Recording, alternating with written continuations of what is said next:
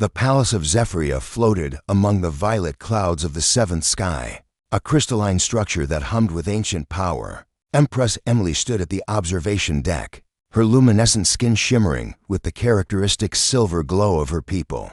She gazed down at the mortal realm below, where cities of glass and steel reached toward the heavens, and her thoughts drifted to him, Erling, the human who had somehow captured her immortal heart. Their union had been controversial.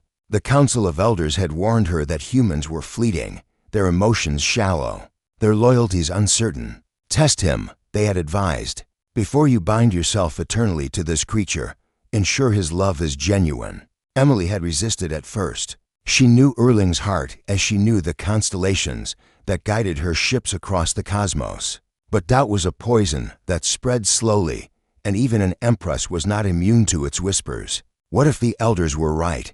What if Erling loved not her, but her crown, her power, the immortality she could grant him? And so she devised a plan. The next morning, Erling woke to find Emily's chambers empty. He called for her, concern threading through his voice, but only silence answered. A young servant girl appeared at his door, small, with dark hair pulled back in a simple braid, wearing the plain gray uniform of the palace staff. Her eyes, though, held a depth that made him pause.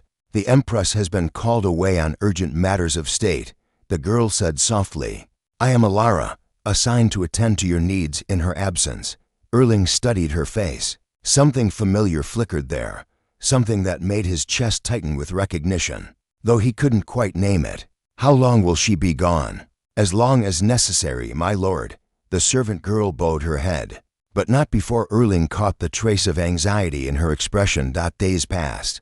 Alara proved to be an attentive servant, anticipating his needs before he voiced them, knowing exactly how he preferred his morning tea, which books would interest him, when he needed solitude, and when he craved conversation. She was always nearby, a quiet presence that somehow made the Empress's absence more bearable and more painful all at once. On the third evening, Erling found Alara on the same observation deck where Emily often stood. The servant girl gazed at the stars with an expression of profound longing, her small frame silhouetted against the cosmic backdrop. "You miss her," Erling said quietly, approaching to stand beside her. Alara startled, her hand flying to her chest. Yes, my lord. The Empress is beloved by all who serve her."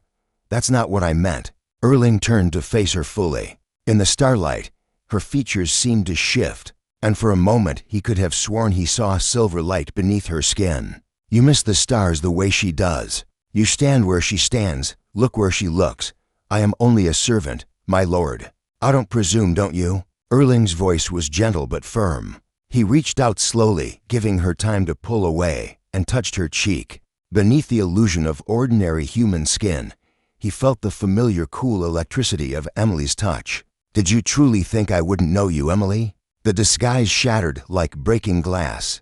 Silver light cascaded over the servant girl's form, and suddenly Empress Emily stood before him in all her celestial glory, tears streaming down her luminous face. "How?" she whispered. "I changed everything, my appearance, my voice, my very molecular structure. How could you possibly know?" Erling smiled, wiping away her tears with his thumb. "Because I don't love your crown or your power or even this magnificent form you wear. I love the way you pause before speaking when something troubles you. I love how you tilt your head slightly to the right when you're curious.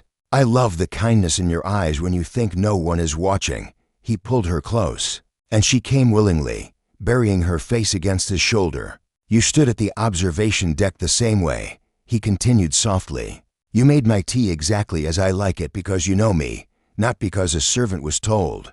Every gesture, every glance, they were yours, Emily. You cannot hide your soul from someone who loves it."